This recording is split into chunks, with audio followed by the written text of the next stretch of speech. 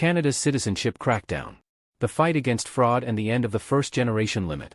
Welcome back to Canada Chronicles. Today, we're diving into a topic that's reshaping Canada's immigration and citizenship landscape. From tackling widespread citizenship fraud to addressing the controversial first-generation limit rule, these changes are redefining what it means to become a Canadian citizen. Whether you're a Canadian living abroad, a newcomer navigating the system, or someone curious about the country's evolving policies, this video has something for you. Stay tuned to uncover why Bill C-71 is being hailed as a game-changer for thousands of families, offering solutions to long-standing challenges and opening new pathways to citizenship. We'll also explore the government's efforts to close loopholes while balancing fairness and security, issues that impact countless lives and Canada's global reputation. If you're passionate about staying informed on all things Canada, hit that subscribe button and turn on notifications so you never miss an update. Ready to dive into the details? Let's get started. Canada's immigration system at a turning point. Canada's immigration system is undergoing significant changes to address two pressing challenges: the growing prevalence of citizenship fraud and the inequities created by the first-generation limit. These shifts aim to balance security and fairness while sparking debate among policymakers, advocates, and the public. The fight against citizenship fraud. Fraudulent practices such as falsified residency documents and manipulated identity records have exposed vulnerabilities in Canada's immigration system. Citizenship fraud undermines trust, fairness, and the integrity of the process, prompting decisive action from Immigration, Refugees, and Citizenship Canada. To tackle these challenges, the government has enacted measures to identify and eliminate fraud. These include cancelling suspicious applications and revoking citizenship obtained through deceit.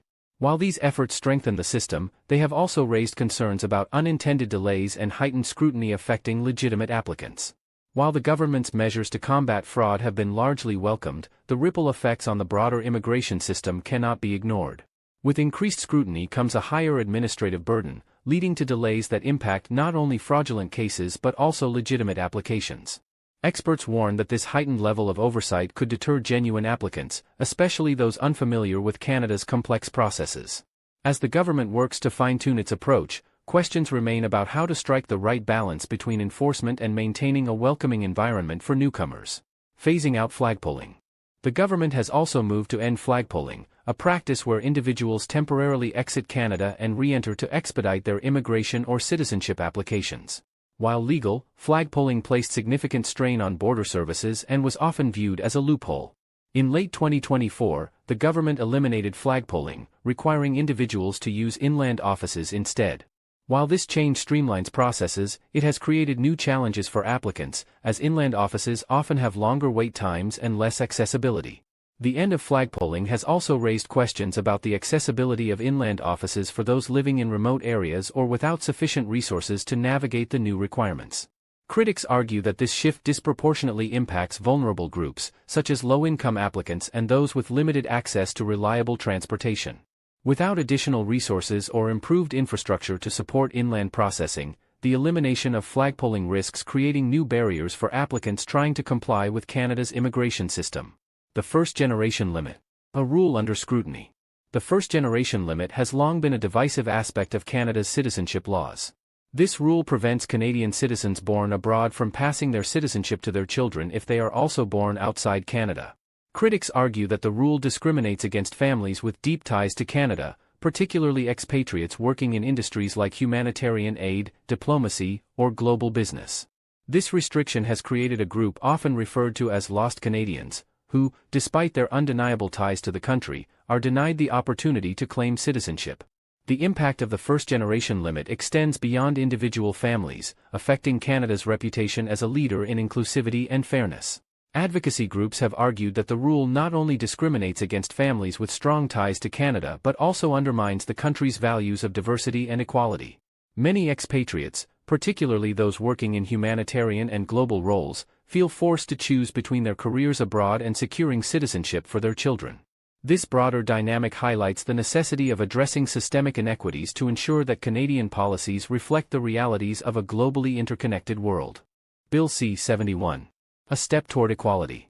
In response to the court ruling, the government introduced Bill C-71 in 2024. This legislation represents a significant overhaul of the first-generation limit and seeks to address the inequities it created while introducing safeguards to prevent misuse.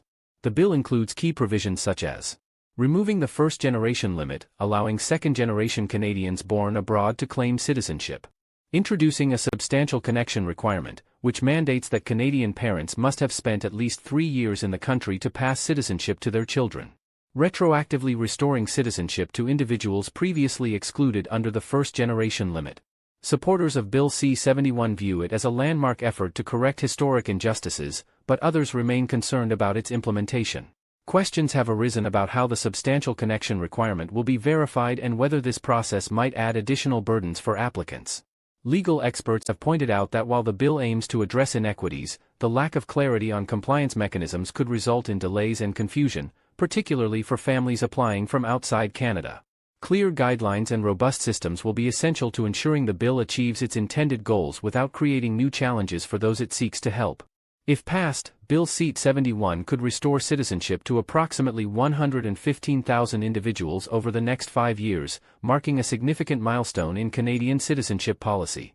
Thanks for staying with us this far. We appreciate your time and hope you're finding this video valuable. Let's explore why Bill C-71 is being called a lifeline for Canadian families. The retroactive provisions in Bill C-71 mean that families previously denied citizenship due to the first-generation limit could finally claim their rightful place in Canada.